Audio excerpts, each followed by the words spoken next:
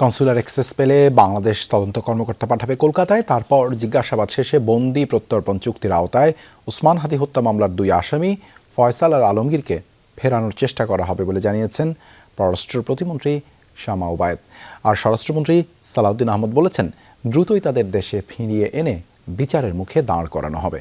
Savoy একদম আম সরবে, ইফতারে হোক ঠান্ডা ঠান্ডা আম।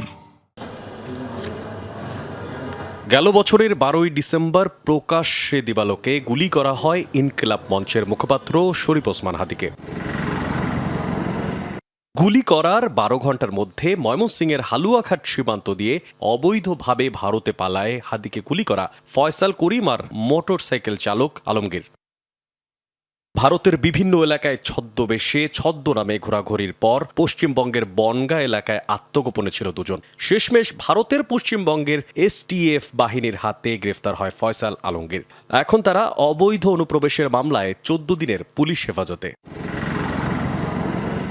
সবশেষ হাদি হত্যা মামলার তদন্তে থাকা সিআইডি বলছে, শুরু হয়েছে ভারতের সাথে আনুষ্ঠানিক যোগাযোগ। এখন তাদেরকে না নিয়ে আসলে এবং এটার যে মূল ডিজাইনারকে এই ঘটনাটা কারা ঘটাইছে এটা যদি সম্পূর্ণ আমরা রিভিল করতে না পারি তাহলে তদন্তটা সম্পূর্ণ হবে, কারণ আমরা চার্জশিট দিতে পারব। তো এই জন্য এটা এখন আমরা খুবই আশার আলো দেখতেছি যে অ্যাটলিস্ট আসামি দুটো এখন কোথায় আছে, কেউ আছে যেটা আমরা জানি, এবং তাদেরকে নিয়ে আসার জন্য যা লিগ্যাল ফ্রেমওয়ার্ক দরকার সেটাও আমাদের আছে। মামলার বাদীর কাছে প্রশ্ন ছিল, কতটা সময় লাগবে তাদের দেশে আনতে। যেহেতু সে অন্য মামলায় অ্যারেস্ট বা অন্য অভিযোগে, ওই অভিযোগে তার বিচার হওয়ার পরেও আসতে পারে, অথবা এই মুহূর্তে যদি বাংলাদেশ থেকে তার কূটনৈতিকভাবে তার সাথে বন্ধু বিনিময়ের জন্য এই মামলার কজ দেখিয়ে তাকে চাওয়া হয়, আর ওই দেশের সরকার যদি দেয় তাহলে ওই দিকের বিচার হওয়ার আগেই আসতে পারে, অথবা ওই দেশের বিচার হয়ে তার রায় হবে, রায় পরে তাকে হস্তান্তর করতে পারে। এরকম আমরা দেখেছি অতীতেও যে এরকমের বাংলাদেশি অনেকেই এরকমের ইন্ডিয়াতে সাজা খাটার পরে ওইখান থেকে মুক্ত হয়ে দেশে এসেছে, এরকম দেখা গেছে। এদিকে পররাষ্ট্র প্রতিমন্ত্রী জানিয়েছেন, কনসুলার অ্যাক্সেস পেলে কলকাতায় যাবে ঢাকার তদন্ত কর্মকর্তারা। ভারতের কাছ থেকে কনসুলার অ্যাক্সেস আমরা চেয়েছি, যাতে, কারণ আমাদের কাছে যা তথ্য আছে সেই তথ্যটা এখন পর্যন্ত যথেষ্ট নয়। তো এই সম্পূর্ণ তথ্য পাওয়া পর্যন্ত আমাদের কিছুক্ষণ অপেক্ষা করতে হবে। আমরা ভারতের কাছে কনসুলার অ্যাক্সেস চেয়েছি, তা পাওয়া মাত্রই আমরা সামনের দিকে এগোতে পারব। একই সাথে স্বরাষ্ট্রমন্ত্রী বলছেন, চুক্তি অনুযায়ী দ্রুতই 2 আসামিকে দেশে ফিরিয়ে আনার চেষ্টা চলছে।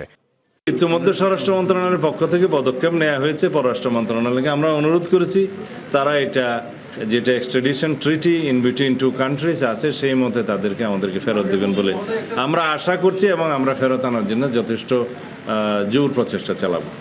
এদিকে ওসমান হাদির ইনকিলাব মঞ্চের প্রতিনিধিরা বলছেন, হত্যার সঙ্গে জড়িত সবাইকে খুঁজে বের করতে হবে এবং এই 2 জনেরই বিচার নিশ্চিত করতে হবে। সিভিল মিলিটারি ইন্টেলিজেন্সের মধ্যে যারা এখনো ঘাপটি মেরে বসে আছে তাদেরকে বিচারের মুখোমুখি করতে হবে। যে কারণে এই বাংলাদেশে এরকম ঘটনা ঘটে এবং সেটার কোনো গোয়েন্দা তত্ত্ব থাকে না। সরকারি সূত্র বলছে, ভারতে চলমান আইনি প্রক্রিয়া শেষ হলে বন্দি প্রত্যর্পণ চুক্তির আওতায় দ্রুতই ফয়সাল ও আলমগীরকে দেশে ফেরানো যাবে। মশিউর অনিক, যমুনা নিউজ, ঢাকা।